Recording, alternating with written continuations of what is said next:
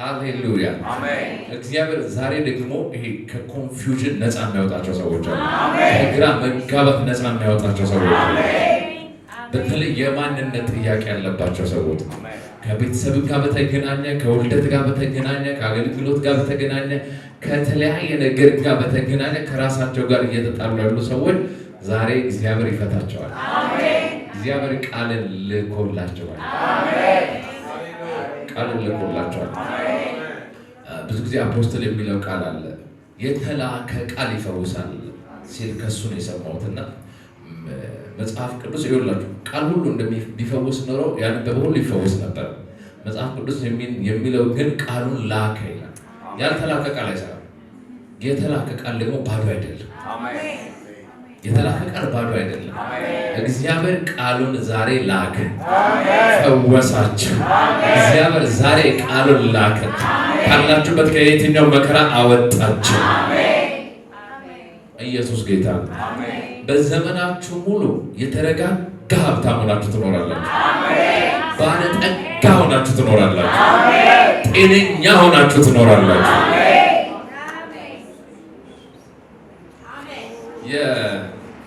የሀብታሞች እንቅልፍ የላቸውም ከተባለ ትክክል አይደለም። እንደዛ ሲባል ሰምታችሁ ከነበረ ትክክል አይደለም። ሀብታም እንቅልፍ የለውም የሚለው ትክክለኛ ቃል አይደለም። ሀብታም ለመሆን ሞክረው ያቃታቸው ሰዎች አባባል ነው።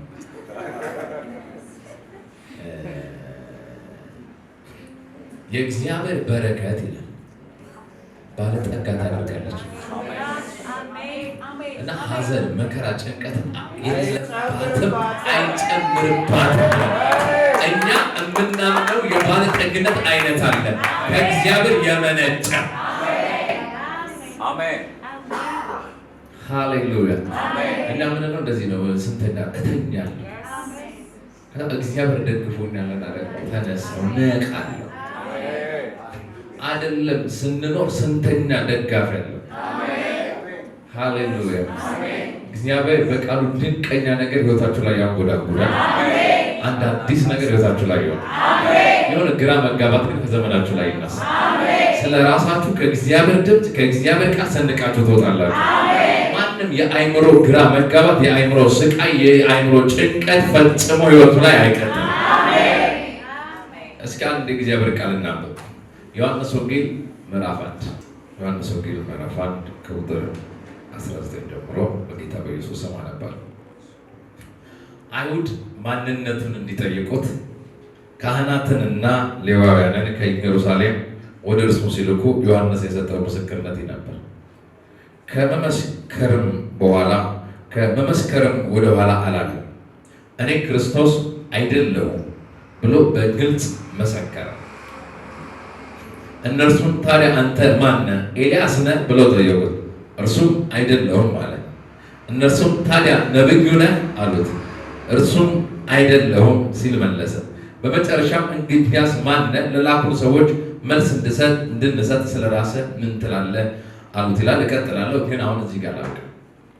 በዚህ ክፍል ላይ መጥምቁ ዮሐንስ ማጥመቅ የጀመረበት ሰዓት ነው እና ሰዎች ተልከው መጡና አንተ ማን ነህ? ክርስቶስ ነህ? ኤልያስ ነህ? የሚጠብቁት እኛኛው ነብይ ነህ ብለው ጠየቁት። አይደለሁም፣ እንትናንም አይደለሁም ብሎ መለሰ። እዚህ ጋር የእግዚአብሔር ሰው ሳሚ አለ። ፓስተር ናታን ነህ ብለው አይደለሁም ይላል። ፓስተር አቢና ነህ አይደለሁም ይላል። እንደዚህ ነህ አይደለሁም ይላል። የህይወቱ ትልቅ መሰረታዊ እውነት ግን ያለው እሱ ማን እንደሆነ ማወቁ ጋር እንጂ እሱ ማን እንዳልሆነ ማወቁ ጋር አይደለም። አሁን እየኖረን ባለንበት ህይወት ውስጥ እየኖረን ባለንበት አገልግሎት ውስጥ እየሄድን ባለንበት መስመር ላይ ታውቃላችሁ፣ በጣም አብዛኞቻችን ስለ ሰው አገልግሎት፣ ስለ ሰው ቸርች፣ ስለ ሰው አኗኗር፣ ስለ ሰው ትዳር፣ ስለ ሰው ትምህርት፣ ስለ ሰው ስራ የተሻለ እናውቃለን። ስለ ራሳችን አናውቅም፣ ስለ ቸርቻችን አናውቅም፣ ስለ እግዚአብሔር ሰው አናውቅም። የሆነ ታዋቂ የእግዚአብሔር ሰው ጠይቄያቸው ቢወራ በጣም የሚወራው ቀጣለ። በዚህ ዘመን ሰይጣን ትልቅ እየሰራ ያለው ነገር ቢኖር ራሳችሁ ላይ እንዳትሰሩ ማለት ነው። ትልቅ እየሰራ ያለው ራሳችሁን ደግሞ መስራት የምትጀምሩት ራሳችሁን ስታውቁና ለምን እንደተጠራችሁ ስታውቁ። ለትልልቅ ሀብትና ባለጠግነት የተጠሩ ሰዎች ተራ ስፍራ ላይ የኖሩት እኮ የተነገራቸውን ትንቢት በእርግጥ ይነሱ አድርገው ስላልተቀበሉት። ትንቢት አይደለም የሰው የእግዚአብሔር ምኞቱን አይደለም። ታውቃላችሁ፣ እግዚአብሔር ራሱ ተመኝቶ የነገራቸው አይደለም። እግዚአብሔር አይመኝልንም እኮ ለኛ ፈጽሞ። ለምሳሌ እግዚአብሔር ምድር እንድትገለጥ ተመኝቶ አያውቅም። ሰማይ የሚባል ነገር እንዲኖር ተመኝቶ አያውቅም። እግዚአብሔር በእግዚአብሔር ሐሳብና በእግዚአብሔር ንግግር መካከል እኮ የጊዜ ገደብ የለም። እግዚአብሔር ሰማይ እንዲሆን እያሰበ ባለ ሰዓት ላይ እግዚአብሔር ሰማይ ይሁን ብሏል። እግዚአብሔር ሰማይ ይሁን ባለበት ሰዓት እኮ ሰማይ ሆኗል። አሜን።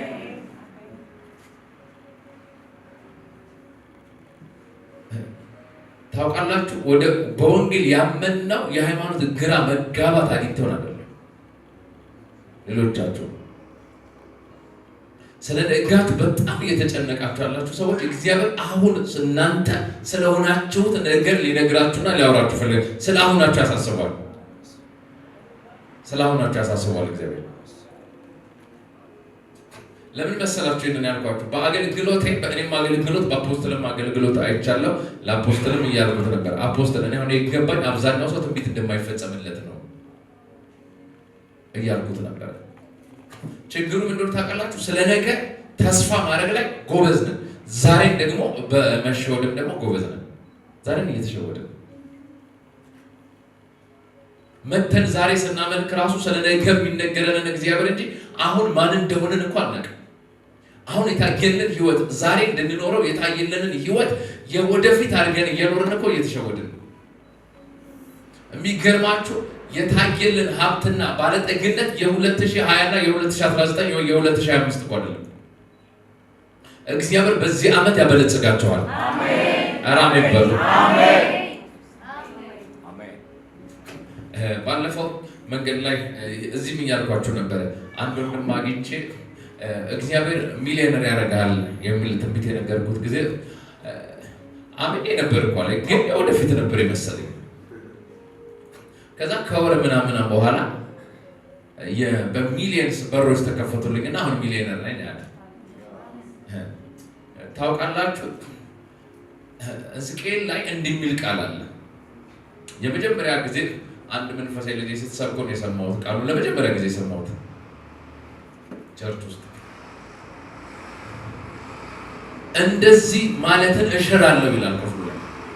ይሄ ነብይ የሚናገረው ራእይ የቅርብ ጊዜ አይደለም፣ የሩቅ ዘመን ነው። አሁን በቅርቡ አይፈጸምም ትላላችሁ ይላል። ይሄን አባባል እሽረዋለሁ አለ እግዚአብሔር። የተነገራችሁ ትልልቅ ትንቢት አሁን ካላችሁበት አንጻር አይታችሁት አብርሃምም ረዥም ዓመት ጠብቋል፣ ዮሴፍም ዳዊትም እኛ ያላችሁ የምትኖሩ ሰዎች እነሱ ጊዜ ላይ እድሜ ረዥም ነበር። እድሜ ረዥም ነበር። እኛ እኮ የእነሱን አንድ ሰው ሙሴ እኮ 80 ዓመቱ ላይ ነው አገልግሎት የጀመረው። ከዛ እሱ ለእኛ ምን ብሎ ሊዛፈው የሰው ልጅ እድሜ 70 ሲበዛ 80። ታዲያ 80 ላይ ጀምራለሁ ወይ ላስብ ነው እንዴ? 80 ላይማ የክብር አጨራረስ ነው የሚጨርሰው። እስከ 80ችንማ ትልልቅ የክብር ምዕራፎችን እንኖራቸዋለን። የሩቅ ዘመን አይደለም እየተተነበየላችሁ ያለው፣ የዚሁ ወቅት ነው፣ የዚሁ ዘመን ነው፣ የዚሁ ዓመት ነው፣ የእነዚህ ወራቶች ነው። እግዚአብሔር ፕሮሰስ የሌለውን ታምራት ያደርግላቸዋል።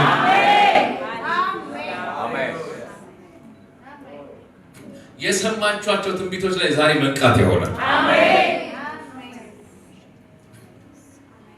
ዛሬ መንቃት ይሆናል።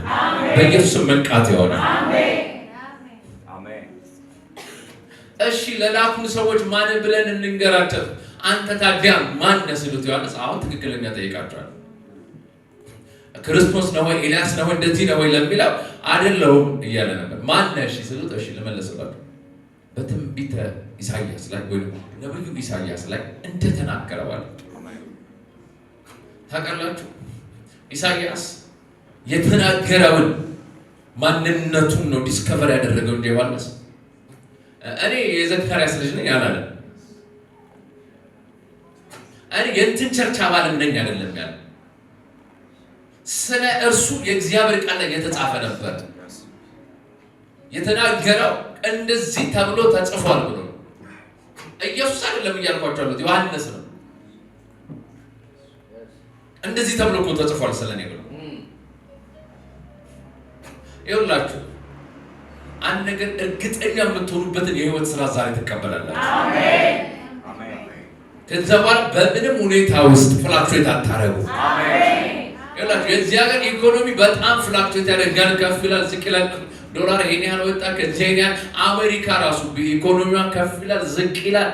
መለኮታዊ ዓለም ላይ እንደዚህ አይደለም። እግዚአብሔር አንድ ጊዜ ተናገረ፣ እኔም ይህንን ብቻ ሰማሁ። ኃይል የእግዚአብሔር ነው። የእግዚአብሔር ኃይል ደግሞ ከፍና ዝቅ የለውም፣ የጸና ነው። በጣም አጥብቃችሁ ዛሬ ይነሱ። በነቢዩ ኢሳይያስ እንደተባለው አለ እናንተ ማናችሁ ሲባል ይውላችሁ የከሌ ልጅ የሚለው ማንም እዚህ ምድር ላይ ተጽዕኖ አይፈጥርም። እዚህ ምድር ላይ ተጽፎ እዚህ ምድር ላይ ተጽዕኖ የሚፈጥረው ተብሎ እንደተጻፈ የሚለው ቃል ብቻ ነው። ኢየሱስን መጣና ሰይጣን እንደዚህ አለ፣ አንተ የእግዚአብሔር ልጅ ከሆንክ እንደዚህ አድርግ ሲለው ይውላችሁ ድንጋዩን ዳቦ አድርገህ ብላ እስኪ አንተ የእግዚአብሔር ልጅ ከሆንክ ሲለው አንድ ነገር ልንገራለሁ፣ የሰው ልጅ በእንጀራ ብቻ አይኖርም እና ከእግዚአብሔር አፍ በሚወጣ ቃል ጭምር መገኛ ከሆነ መብልህም ያው ነው የሚሆነው። እዚህ ውስጥ ያላችሁ ሰዎች ዛሬ በአጋጣሚ ያልመጣችሁ ለየት ግን የሚያደርገው ዛሬ ከሚነገራችሁ ተነብያለሁ እኮ ለሰው ነገር በፐርሰናል ፕሮፌሲ አመጣለሁ። ፐርሰናል ፕሮፌሲ ማመጣው አንድ ነብይ መተንበይ ግዴታው ነው ብዬ ስለማመን ሌላም ነብይ ካገኛችሁ መተንበይ ግዴታው እንደሆነ ንገሩት። አለዛ ነብይ ተብሎ ብቻ እኮ ነው የሚጠራው። የእግዚአብሔር ሰው አስተማሪ ነህ በሉ መጽሐፍ ቅዱስ ይደግፈናል። ግን አንድ ነገር ልንገራችሁ፣ እግዚአብሔር ስለ እናንተ የሰጠኝ ትልቅ መልእክት ከዚህ ስትሄዱ የሆነ አቅም ግን ውስጣችሁ ይሰማቸዋል። አሜን አሜን። በቃ ይሰማቸዋል። የሆነ አቅም እንደተቀበላችሁ ይታወቃቸዋል። ሰፈራችሁ ላይ የሆነ የንግግር አቅማችሁ ይከብዳል። በነቢዩ ኢሳይያስ እንደተባለ መንገዱን አቅኑ እያለ በምድረ በዳ የሚጮህ ድምፅ ነኝ አለ። የእግዚአብሔር ቃል ስለ እናንተ ምን እንደሚል ካላወቃችሁ ታውቃላችሁ፣ አብዛኛው ጊዜና ዘመናቸውን ስሜታዊ ነው የምትሉት። ስሜታዊ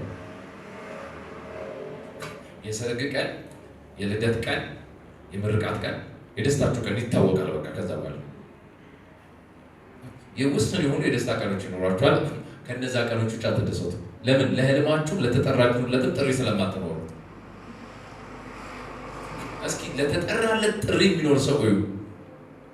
በጣም ከባድ ነገር እሱን ትካዜ ውስጥ መክተት፣ ሀዘን ውስጥ መክተት።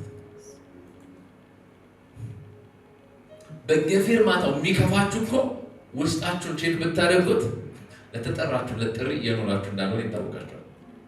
ብዙ ትምህርት ቤት፣ ስራ ቦታ፣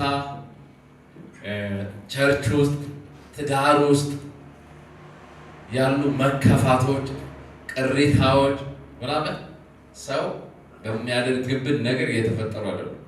አብዛኞቹ ማንም ሳያስቀይመንም ከፍቶናል። አብዛኞቻችን በቃ አብዛኛው ሰው ቢጠየቅ በግሉ ከፍቶታል። ከዛ እሱ ላይ ሲጨመርበት አስቡት። መኪና ያላችሁ ሰዎች ደግሞ በደንብ ታውቃላችሁ።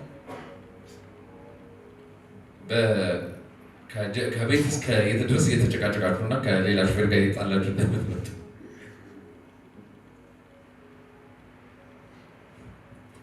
ኖርማል ህይወታችሁን ተመልከቱ። እግዚአብሔር ከስሜታዊነት ዛሬ ያሻግራችሁ። በቃ ሌላ ኮታ የሆነ ነገር ተፈጥሮ እንዳይመስላል ማን እንደሆናችሁ ይነግራችሁ። ምን እንደምትሰሩ ተነግሯችሁ ከዛ ከባዱ ነገር እናንተ የሚነጫነጭ ሰው ማድረግ፣ ሀዘንተኛ ሰው ማድረግ፣ ትካዜ ውስጥ ማግኘት እናንተ ከዚህ በኋላ ከባድ ይሆናል። ከባድ ይሆናል ከዚህ በኋላ ምክንያቱም እግዚአብሔር እናንተን ህይወታችሁ ላይ ያከብዳቸዋል። አንድ የሚነገራችሁ ትንቢት ለስንት ጊዜ ያጽናናቸዋል? ለስንት ወር ያጽናናቸዋል? ለስንት ሳምንት ያጽናናቸዋል? ለምን ያህል ጊዜ ገደብ ያጽናናቸዋል? አዝነን ረጅም ሰዓት፣ ረጅም ወቅት፣ ረጅም ቀን ምናምን አዝነን አንድ ትንቢት ሲመጣ በአብዛኛው ከአንዳንድ አይደለም እንጽናናው። ደግሞ በደንብ ወይ ስሜን ጠርቶበት ቢሆን እሱ ትንቢት ላይ ወይ በግልጽ ለኔ የሆነው ቢሆን ከዚህ የሆነ ጨመር ደግሞ ወይ ምናምን እያለ ለመጽናናት ያለን ርቀት ማለት ነው። በደንብ በተተንብዮልን ደግሞ እኮ ነው ብላት አቤት ስንገባ ቤተሰብ ጋር ያለ ሰው ምናምን አንድ ንግግር ዜሮ ያስገባዋል። ለምን? በደስታ ውስጥ ለመቆየት ብዙ አቅም የለን። የዛ ሁሉ ደግሞ ሚስጥር ስለ ራሳችሁ የተዋሻችሁት ውሸት ነው። በአብዛኛው የእኛን ፐርሰናሊቲ ቢውልድ ያደረግነው በሰዎች ተመስርተን ምናምን ስለሆነ አብዛኛው ሰው አይደንቲቲ ክራይሲስ አለበት። አይደንቲቲ ክራይሲስ አለበት። በኮንፊደንስ ነው ሰው ከእግዚአብሔር ተወልዶ ክርስቲያን ሆኖ እኔ በወላጅ ስላላደግኩኝ እንደዚህ አይነት ክፉ ባህሪዎች አሉብኝ። በወላጅ ማደግ አይደለም ጥሩ የሚያደርገው፣ በእግዚአብሔር ማደግ ነው ጥሩ የሚያደርገው። ይሄ ይጎለኛል፣ ይሄ የለኝም የምትሉ ሰዎች እግዚአብሔር ያን ክፍተት ዛሬ ራሱ ሰጥቶ ይሞላላቸው። መጣና ገብርኤል ለአንዲት ወጣት ሴት እንደዚህ አላት፣ ወንድ ልጅ ትወልጃለሽ አላት እና ያ ልጅ ደግሞ እግዚአብሔር ልጅ ነው አለ። ይሄ እንዴት ሊሆን ይችላል? እኔ እኮ ወንድ አላውቅም ቆይ ላስታውቅሽ ብሎ አይደለም የነገራት። እንደዛ አይደለም ያላት። የልዑል አምላክ መንፈስ ባንቺ ላይ መጣ። አሜን። ምን ማለት ነው? የእግዚአብሔር መንፈስ የለኝም የምትሉትን የትኛውንም የህይወት ክፍተት ሊሞላውና ተአምር ሊያደርግላችሁ ይችላል። አሜን። አስቡ፣ በትዳር ውስጥ ባል በሌለበት መንፈስ ቅዱስ እንድትጸንስ ዘርን ከሰጣት እንዴት ነው የበለጠውን እግዚአብሔር ለኛ የማያደርገው? አሜን። ከባዱ የወንድ ዘር መስጠት እንጂ ገንዘብ መስጠት አይደለም። አሜን። የሰማችሁ ይላል። ደግሞ የሰጣት ደግሞ የወንድ ዘር አይደለም፣ የእግዚአብሔር ዘር ነው የሰጣት። ከእግዚአብሔር ጸንሳ ተገኘች እኮ ተባለ። አና ካባራሻታ ይኸውላችሁ እኛ የተቀበልነው ወንጌል ድንግል በድንግልነቷ ያለ ወንድ አርግዛ ወልዳለች የሚል ነው። ሰማችሁ? የሆነች ሴት ነበረች አረገዘች ሲባል ኦኬ ባልየው ማን ነው? የለም ማለት ባል የላትም? አዎ። አላገባችም? አዎ። ግን ለሆነ ወንድ ታጭታ ነበረ። ግን ሳታገባ በፊት ጸንሳ ተገኘች። በምን? በመንፈስ ቅዱስ። ይህንን መቀበል አቅቷቸው እኮ መዳን አልቻሉም ሰዎች።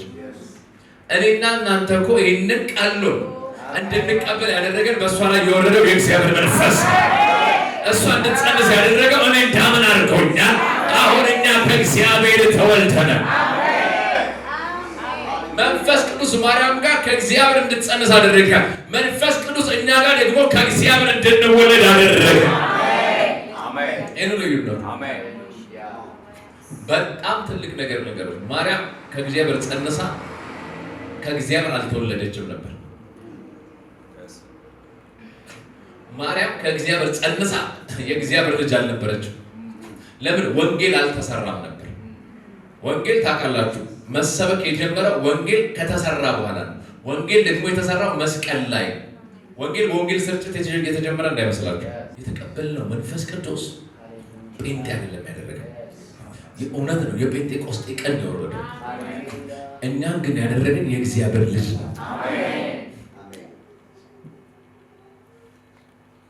ይህን ነው ወደ ዮሐንስ ልመለስና ዮሐንስን ሲጠይቁት በቃ ስለ እኔ ነብዩ ኢሳይያስ ተንብዮአል። ማንነቴ ድምፅ መሆኔ ስራዬን ሁሉ ሰብኩልኛል። እኔን አሁን አያችሁ እንዳለ ከኔ ቀጥሎ የሚመጣ አለ። በምን አወቅ እንዴ? ስራዬ የእሱን መንገድ መጥረግ ነው። እኔ ካለው እሱ አለ። ይኸውላችሁ አንዳንድ ነገሮች ነብይ አያስፈልጋቸውም። እውነት ለምሳሌ ሐኪም ቤት እየሄደች ያለች ነፍሰ ጡር ሴት እንዳረገዘች ሲነገራት ታውቃለች፣ ደስ ይላታል። 3 ወር 4 ወር 9ኛ ወር ላይ ያለው ስሜትና 3ኛ ወር ላይ 4ኛ ወር ላይ ያለው ስሜት ግን አንድ አይነት አይደለም። አሁን ኢትዮጵያ ላይ ያለ በሆነ ክልል ላይ ጦርነት አለ፣ በሆነ ክልል ላይ ረብሻ አለ፣ በሆነ ክልል ላይ እንደዚህ ያለ ምናምን ልትሉ ትችላላችሁ። መንፈስ ዓለምን እንደሚያነብሰው ግን እውነት ሲነገር ግን ኢትዮጵያ እኮ እየተወለደች ነው። አዲስ እኮ ኒው ብራንድ ኢትዮጵያ እየወጣች። አይ እንደዚህ እኮ እየሆነ ነው ብትለኝ ለእሱ ነብይነት ያስፈልጋል፣ ለእሱ መንፈሳዊነት ያስፈልጋል። ለእሱ መንፈስ ቅዱስን መቀበል አይጠበቅብም። ኢትዮጵያ ውስጥ አሁን ያለውን በዜና ለመዘገብ ለእሱ የሚጠበቅበት ሶሻል ሚዲያ ላይ ገብቶ ማንበብ ነው። አሁን ከሚሆነው የተለየ ግን ለመናገር የእግዚአብሔር ቃል ሊገባ መንፈስ ቅዱስንም ልትቀበል ይገባል። የምጥ ሰዓት ላይ ያለን ጩኸት የበሽታ አይደለም።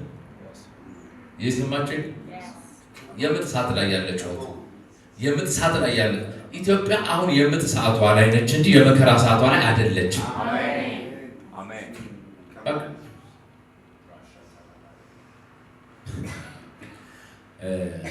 እያማጠች ያለችዋ ሴት መቼስ ልጅ ልትወልጂ ነው ብትባለ ህመም ላይ እንደሆነች የሚያስታውቀው የምጥ ሰዓት ላይ ያለ ህመም የምስራች ሊያመጣ ነው እያልኳቸው ያላቸው ፈገግ ያለ ማለት የሚያሳየው ምጥ ላይ ናቸው።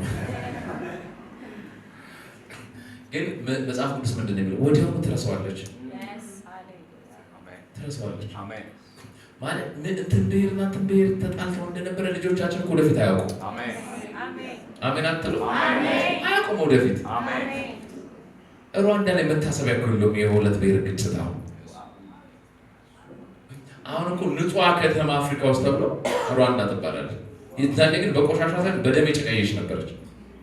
አሁን ግን በደም አይደለም በቆሻሻ ሁላ ንጹህ ነች። እግዚአብሔር ይሄንን ለኢትዮጵያ ደግሞ ያደርገዋል።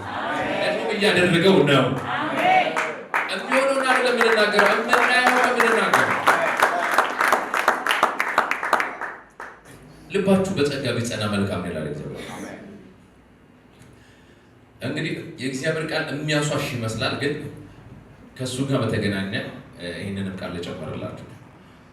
አንድ ሰው የእውነት ነው የፈራው፣ ፍርሃት ተሰምቶት አይደለም። ፈርቶ በወይን መጭመቂያ ውስጥ ይላል አይደለም ስንዴ ወቃ ነበር። መጣና እግዚአብሔር እንደዚህ አለ፣ አንተ ጽኑ ኃያል ሰው። አሁን ትንቢቶቻችንን ለማስታረቅ የምንሄድበት መንገድ የእምነትን ህይወት እንዳንለማመድ እያደረገ ነው። ሰውየው የእውነትን የፈራው የውሸት አይደለም። እግዚአብሔር ግን መጥቶ ነው እኔ እኮ ስላንተ ማወራው ከራሴ ተነስቼ እንጂ ከስሜት ተነስቼ አይደለም። ስለዚህ ጌዲዮን አለ አንተ እኮ ጽኑ ነህ፣ ኃያል ወታደር ነህ፣ ጥሩ ደግሞ ተዋጊ ነህ። ደግሞ እግዚአብሔር ካንተ ጋር ነው። ጌዲዮን ጥያቄ ምን ነው? እግዚአብሔር ከኛ ጋር ቢሆን ኖሮ እንደዚህ ይሆን ነበረ? ምንድነው ማድረግ ያለብኝ ከዚህ በኋላ? አሁን ያለ ጉልበት it is more than enough። አሁን ያለ ጉልበት በቂ ነው ማለት አሁን ባለ ጉልበት ሂድ እና እንደ አንድ ሰው ተመታቸዋል። ይኸውላችሁ ከእግዚአብሔር ከሰማው ይልቅ ከማን የሰማው እንደመዘነበት ታውቃላችሁ? እግዚአብሔር ሮሜን ቢሰብከው አልነቃቃቻል፣ ቆሮንቶስ ጨመረለት፣ ማክሰኞ አስተማረው፣ እሁድ ሰበከው፣ ሊገባቸው የሆነ ቀን ማታ ላይ እሺ እኔ ስነግር አትሰማም ማለት አታምንም። እስኪ ወካክ አለ። ማታ ወክ እያደረገ ያለ በጠላቶቹ መንደር ድንኳን ጀርባ ወሬ ሲወራ ሰማ። ከዛ ሰውየው ህልም አየሁ ይለዋል። እሱ ላይ ያለው ቅባት እኮ ነው እዛ ሰፈሩ ላይ ወርዶ ህልም የሚያሳየው እና ህልም አይ እሱ ግን የሚያከብረው ቅባት አይደለም ላይ ያለው። ይኸውላችሁ እዚህ ጊዜ ዘመን እኮ ሲመጣላችሁ የዘመኑ ኮንቴክስት ራሱ አውዱ የምትሆኑት እናንተ ነው። አሜን። የጌዲዮን ወዳጆች እኮ አይደለም ጠላቶቹ ህልማቸው ጌዲዮን። ለምን? እግዚአብሔር መናገር ጀመረ። ያንን ሰው ምን ብሎ ጽኑ ሰው ነው፣ ኃያል ሰው ነው፣ ብርቱ ሰው ነው። ኧረ እኔ እየፈራሁ ነኝ። እዛ ሰፈር እንደምታውቁት ጌዲዮን እኮ ኃይለኛ ሰው ነው ይላሉ። ጠላቶቹ እሱ ብርቱ እንደሆነ ነው የሚያውቁት። ከእሱ በስተቀር እሱ ላይ ያለውን ቅባት ሁሉም ያከብራል። ሰማችሁ? ከእሱ በስተቀር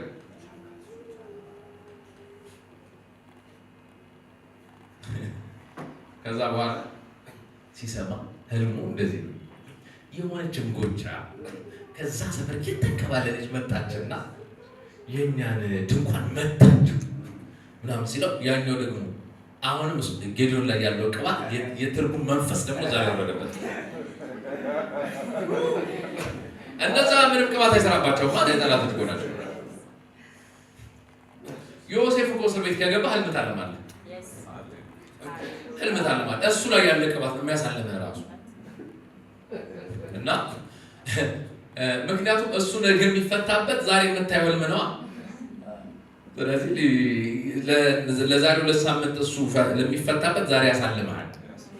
ቅባት እኮ ሰዎችን በጣም ማኒፑሌት ያደርጋል። የእናንተ ገንዘብን የያዙ ሰዎች በኢየሱስም ማኒፑሌት ይታረጉ። እንዴት እንዳመጡላችሁ ሳያውቁ ይስጧችሁ። ቅባት ማኒፑሌት ያደርጋል። ቅባት ለእናንተ እንዲታመር ለጠላቶቻችሁ ሰፈር እኮ ወፈዘዘ ወደ ነገዘ ነው። ታውቃላችሁ? እንደዛ እኮ ነው ትርጉሙ። ምን እንደሆነ አላውቅም ይላሉ ሰዎች። በቃ ቪዛ ሲጠየቅ ብሎ ሰጠን። ጥቂት ሰው ነው የሚሄድ እንትን ያለው በቀድ ያለ ጌታ ኢየሱስ ችግር የለው። አንድ ሁለት የሞከራችሁ ተከልክላችሁ ተጸልዮላችሁ ነው የምታምኑትን። እንደሱም ይቻላል ታውቃላችሁ። ለጌታ ክብር የሚሆነው ደግሞ ሞር ደግሞ ያኛው ነው። ስለዚህ እሺ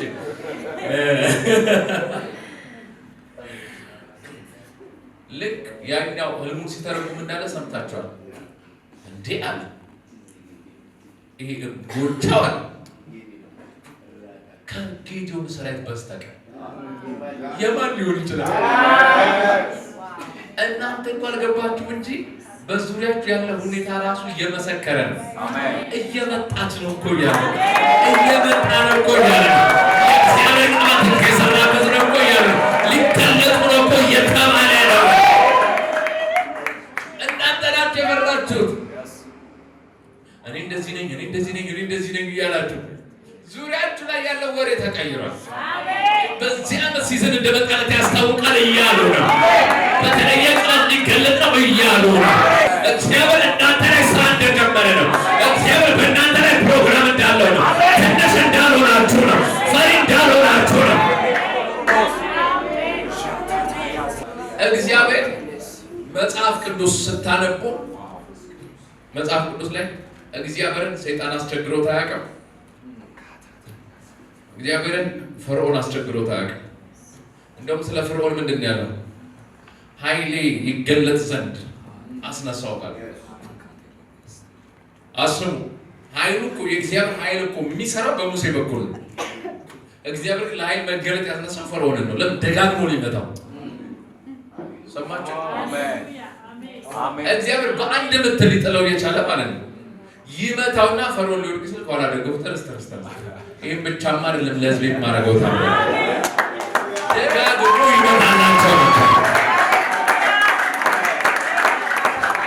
መጽሐፍ ቅዱስ እኮ እንደዛ ነው የሚነግረን። ሂድ እንደዚህ በለው ግን አይለቅም፣ ልቡን አጸናል። ምን ብዙ ታምር ያደርግላችሁ እግዚአብሔር ደስ ይላል።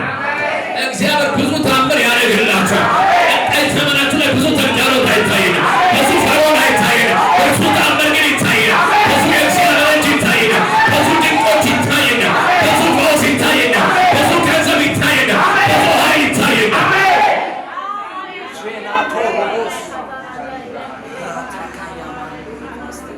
ሰይጣን ውሸቱ ነው። ውሸቱ ነው።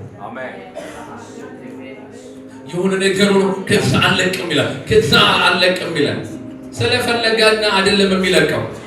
ገና የመጀመሪያ ቀን እግዚአብሔር ለሙሴ እንዳለው ታውቃላችሁ። የመጀመሪያ ቀን የፈርዖንን አለ በኩሩን እገድለዋለሁ። የመጀመሪያ ቀን በኩሩን እገድለዋለሁ፣ ግን ይሄኛውን ለራት አስቀምጬዋለሁ። በቃ የመጨረሻው አድርጌዋለሁ።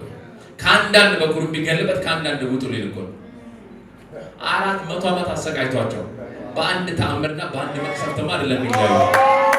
የእስራኤል አምላክ እርሱ ተዋጊ እንደሆነ አምላካቸው መልካም አምላክ እንደሆነ ለእርሱ የሚጠነቀቅ ብቸኛ አምላክ እንደሆነ እስኪታወቅ ድረስ ደጋግሞ ተበትበዋል።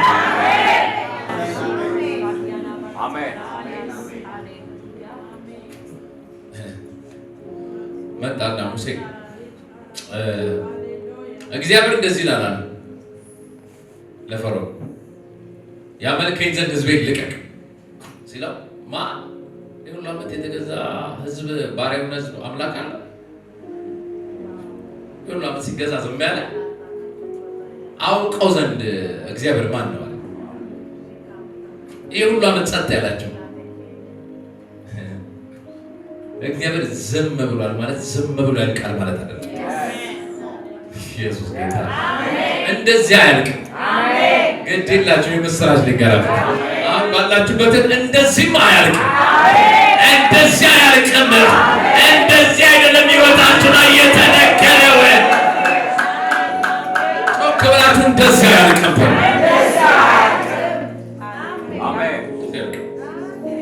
በአዲሱ መደበኛ ትርጉም ነገር እንደነበረ አይቀጥልም።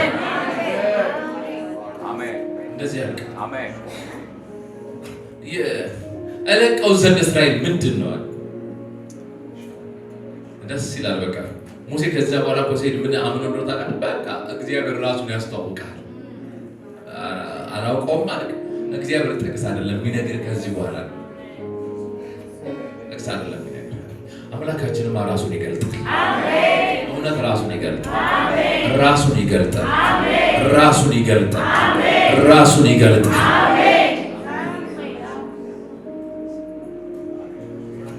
በጌታ ደስ ይበላችሁ።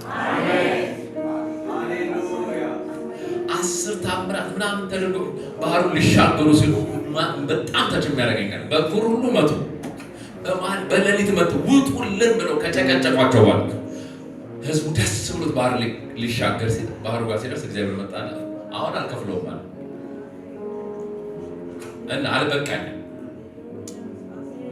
በኩሩ ገሎለታል አልበቃኝም ማለት እግዚአብሔር በዚህማ ተለያዩ እና የፈርዖንን ልብ አደንድኜዋለሁ ውጡ ብሎ እንደለመናቸው ሀሳቡን ደግሞ ተቀይሯል። ቁጭ ብሎ እንደዚህ ያሰቡ ፈርዖን ተሸውደናል።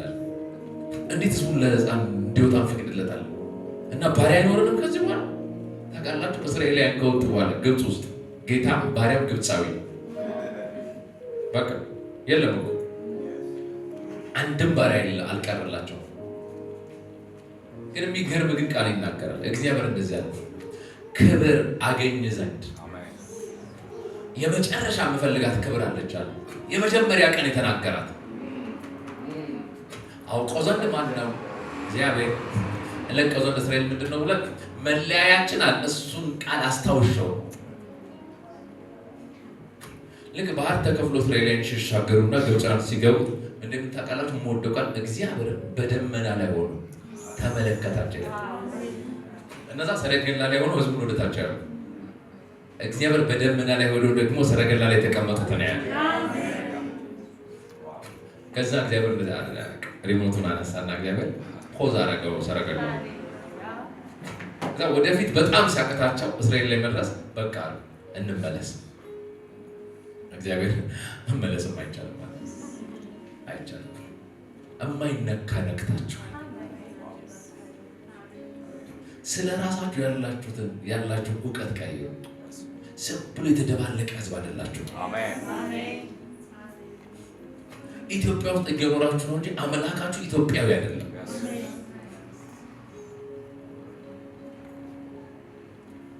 ወደኋላ መመለስ ሲያቅታቸው ምን እንዳሉ ታውቃላችሁ? ግብፃዊ እግዚአብሔር ለእስራኤላውያን ይዋጋላቸዋል። ይህ ህዝብ ድንጋይ ሲረግጥ የነበረ ጡብ እንትን ሲል የነበረ ረዳት እንደሌለው ብቻ የሚያውቁለት ህዝብ፣ መጨረሻቸው ግን የሆነው ግብፃውያን ይህ ህዝብማ የሚዋጋለት አምላክ አለው፣ አምላክ አለው። እግዚአብሔር በኩር መግደል ብቻ ነው። ቴክኖሎጂያቸው እንዳይሰራ ያደረገ ባህር ውስጥ ዘሞስት አድቫንስድ ጋር ነው ያለ። በጣም የላቀ አምላክ ነው አምላካቸው። በጣም ልነግራቸው እወዳለሁ። እናንተ ከእግዚአብሔር ቃል የተባላችሁ ናችሁ። እንደ ዮሐንስ ተናገሩ። ማን ሲባል ሁለተኛ ቆሮንቶስ ምዕራፍ 5 ቁጥር 17 ላይ እንደሚል ማንም በክርስቶስ ቢሆን አዲስ ፍጥረት ነው። አሮጌ ነገር አልፏል፣ እነሆ ሁሉም አዲስ ሆኗል። ስለዚህ በኢየሱስ ስም እኔ አዲስ ፍጥረት ነው። ስሜ፣ ቤተሰቤ፣ ማንም ምንም ማጠር አያደርግም። ድካም የተሰማው አይልም መጽሐፍ ቅዱስ። ደካማ እኔ ብርቱ ነኝ ይበል። እግዚአብሔር ተአምር እንዲያደርግላችሁ የምትፈልጉ ሰዎች ድካማችሁን ደጋግማችሁ አትንገሩት። እግዚአብሔር ከእናንተ መስማት ይፈልገዋል። ምንም የሌለን ስንመስል ሁሉ የኛ ነው እንድትሉ ይፈልጋል። ሰማችሁ? ምንም የሌለን ስንመስል ሁሉ የኛ ነው። እኛ ደግሞ የክርስቶስ ነን።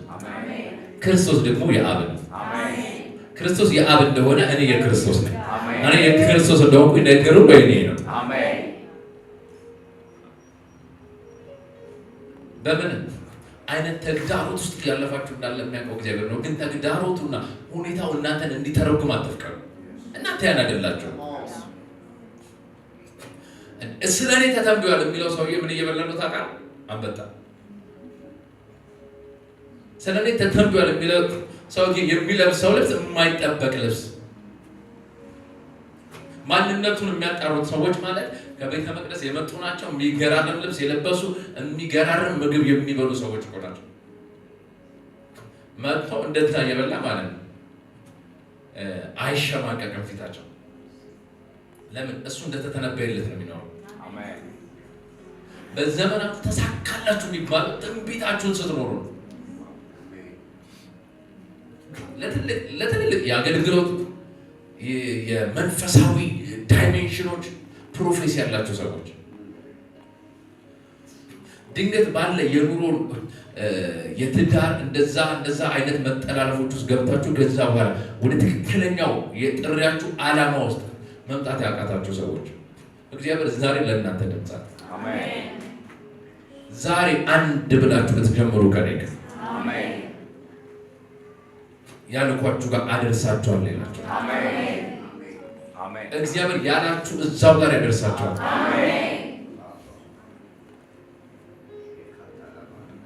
እየፈራችሁ ከሆነ አትፍሩ። የሚያስጨንቃችሁ ሀሳብ ካለ እርሱት። እናንተ ብርቱ ናችሁ። ለአንድ ሰው አጠገባችሁ ማለት ነው። አንተ ጽኑ ኃያል ሰው በሉት። እግዚአብሔር ሲናገር ምን በሉት? ከእንጎቻ ትሻላለህ በሉት። አንድ እንጎቻ ተንከባሎ ድንኳናችንን መታ ምናምን አለ። አልፎ አማኝ አትሁኑ። ሁሌ አማኝ ነው። በቃ ሁሌም ንግግራችሁ አይዋዥቅ። እግዚአብሔር ከኛ ጋር ነው። እንደ ኃያልና እንደ ጨካኝ እግዚአብሔር ከኛ ጋር ነው። እግዚአብሔር ድል ይሰጠናል፣ ይከናወንልናል፣ ይሳካልናል። ፈጽሞ ፌል አናደርግም፣ እናገለግላለን። እግዚአብሔር ስሜታዊ ሆኖ ያልነገረኝን ድምፅ ስሜታዊ ሆኜ አይደለም የምናገረው፣ ግን ስሜት የሚገዛለታል። እግዚአብሔር እንዳለኝ እንደዛው እኖራለሁ። ቃል ላይ ግራችሁ ጨርሳለሁ። አንድ ጊዜ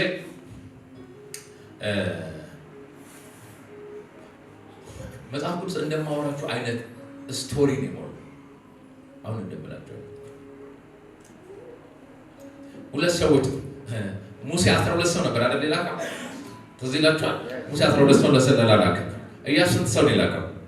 2 ሰው። ሙሴ ከ12 2 ነው ያገኘው። 10 አጃቢ እና 2 ትክክለኛ ነዋሪ ነው።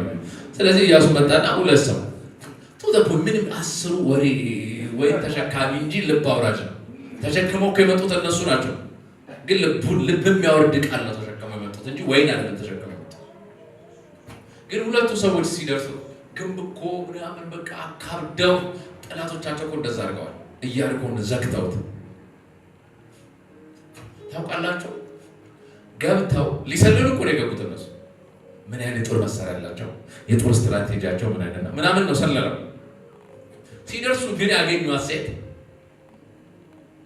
እግዚአብሔር አስቀድሞ እዛ ዜና አውርቷል። አሜን። እምትላቸው ምንድን ነው? እናንተ ስለ አምላካችሁ እንዴት ድል ያደረገ እየመራችሁ እንዳለ እኮ ተሰምቷል። በሩን የዘጋነው ልንዋጋችሁ መስሏችሁ አለች እና ፈርተናችሁ እኮ ነው የዘጋነው እንጂ እኮ በር ተነዳ ይመስላል። እንደዚህ እኮ ነው ልባችን ቀልጧል። እናንተ ኑ እንጂ አለች ውረሱ። ከእናንተ የሚጠበቀው መምጣት ነው።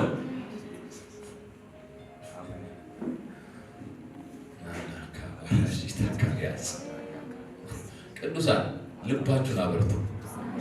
የጉብኝታችን ጊዜና ወቅት ላይ ያለን ከሰማይ የሚጠበቀው ጉብኝት አሁን በእግዚአብሔር ድምፅ በኩል ወደ እናንተ መጥቷል። መራመዳችሁ የሚያሳያችሁ ትልልቅ እድል አለ። ትልልቅ እድል እውነቴን ነው የምላችሁ። በዚህ ዓመት እግዚአብሔር ትልልቅ ድሎችን ያሳቅፋቸዋል። ትልልቅ መከናወንን ያስይዛቸዋል። ትልቅ የአዳፕቴሽን በሽታ አለ። አዳፕት እናደርጋለን። ምንድነው አዳፕት የምናደርገው? መጠበቅ እንለምዳለን። ከዛ የምንፈልጋቸው መዝሙሮች ከዛ በቃ ህይወታችን ሁሉ ረጅም መጠበቅ ካለን የምን በመጠበቅ ላይ ቆማለሁ። አሁን አትቁ መጠበቂያቸው። አሁን የምትጠብቁበት ጊዜ አይደለም። አሁን ፋይት የምታረጉበት ጊዜ ነው። በቃ ነገሩ ሊሆን እንዳለ ይሰማኛል፣ ግን ተግዳሮት አለ የምትሉ ሰዎች ከነአን መጥተው ማርና ወተት የምታፈልሰው ከተማ ታውቃላችሁ። መጥተው ላም አግኝተው እኮ አልበው አይደለም የወሰዱት። ሲመጡም ይዋጋቸዋል። ይሄን ሁሉ መንገድ መተን ተተምቢዮ እዚህም ውጊያ አለ። የምትዋጋው ግን በሰይፍ አይደለም፣ በቀስታ አይደለም። ይሄን ቃል ምክሬ በጣም እንደሚጣፍጥ ቃል አለ መዝሙር 44 ላይ ስለኔና ስለናንተ በግልጽ የሚያወራ አምላካችሁ በጆሮአችን ሰምተናል። አባቶቻችን በቀድሞ ዘመን እነርሱ በነበሩበት ዘመን ያደረግከውን አስቡ። እነሱ በነበሩበት ዘመን ያደረጉትን ነግረውናል አይደል? እነሱ በነበሩበት ዘመን ያደረግከውን ነግረውናል። እናንተ በምትኖሩበት ዘመን እግዚአብሔር የሚሰራው ስራ አለ። ከዛም እንደሚል ታውቃላችሁ፣ ህዝቦችን በእጅ አሳደ አወጣቸው፣ አባቶቻችንን ግን ተከልካቸው። ህዝቦችን አደቀቅን፣ አባቶቻችንን ግን ነፃ አወጣቸው። ስሙ እንግዲህ ምድሪቱን የወረሱት በሰይፋቸው አልነበረም እና ድልን የተጎናጸፉትን በክንዳቸው አይደለም። አንተ ወድሃቸዋልና ቀኝ እጅህ ክንድህና የፊት ብርሃን ይህን አደረገ። ሲመጡ ኤናቃውያን አሉ፣ ሲመጡ ረጃጅሞች አሉ፣ ኔፍሊሞች አሉ። ግን ድል ያደረጉት እንደዚህ ነው ታውቃላችሁ። እነ ኢያሱና ካሌብ ያሉት እንደዚህ ነው። እግዚአብሔር የሚወደን ከሆነ ድል ይሰጠናል አሉ። ለካ እግዚአብሔር ወዷቸዋልና ድል ሰጥቷቸዋል። ቀጣይ ዘመናችሁ ላይ ያለው የስኬት ምንጭ ከዚህ በኋላ የምትዋጉት በአንድ ነገር ነው። እግዚአብሔር ይወደኛል በሚል አሜን። እስኪ እግዚአብሔር ወዶኛል በሉ። ያውቃችሁ ትልቅ የውጊያ የጦር መሳሪያ እየሰጧችሁ ነው። እግዚአብሔር ወዶኛል በሉ። እግዚአብሔር ወዶኛልና በሉ። ወደ ሰፊ ስፍራ ያወጣኛል። ይሳካ ይሳካልኛል። ጠላቶች ይህንን ያያሉ። በመወደድ ያሸንፋለሁ።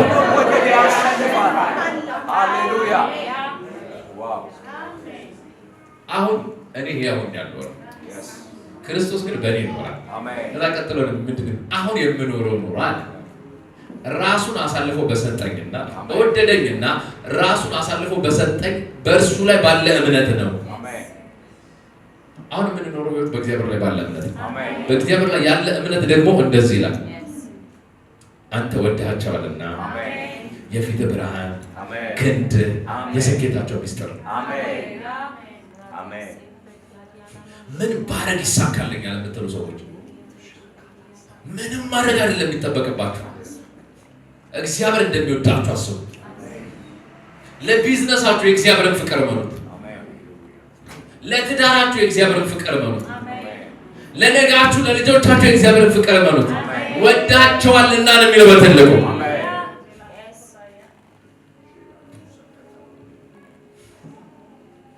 እግዚአብሔር ታውቃላችሁ የሚያበለጽገን ለምን እንደሆነ ጳውሎስ ሲናገር ደስ እንዲለን ሁሉን አተርፎ የሚሰጠን ብሎ ይጠራዋል እግዚአብሔር።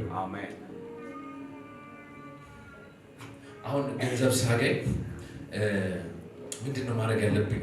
ለቤተ ክርስቲያን ምንድን ነው ማድረግ ያለብኝ? ለእኔ ከማለታችሁ በፊት ገንዘብ ስታገኝ ምን ይሆናል ሲባል ደስ ይለኛል። ከደስታ ጀምሮ ምንም ነገር ስታገኙ ሳቁ።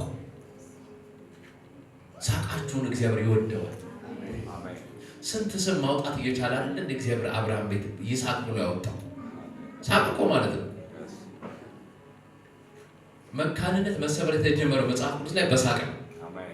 አብርሃም ቤት የተሰበረ እማትስቁ ከሆነ ጌታ ይባርካችኋል። ሳቁ ይስሐቅ ይሆንላችኋል።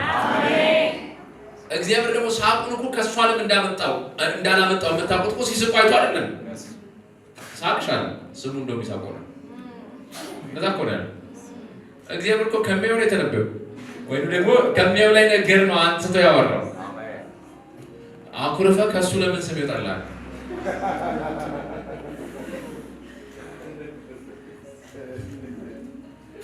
እስቃለሁ፣ ይስሐቅን እወልዳለሁ። ትስቂያለሽ፣ ይስሐቅ ወደ ሕይወትሽ ነው የመጣው። ትስቃለህ፣ ሕይወትን የሚወርሰው ይስሐቅ። እውነት አሸንፉ የምታልፉበትን መንገድ በዚህ ቃል ብለጡት። በዚህ ቃል ሃሌሉያ።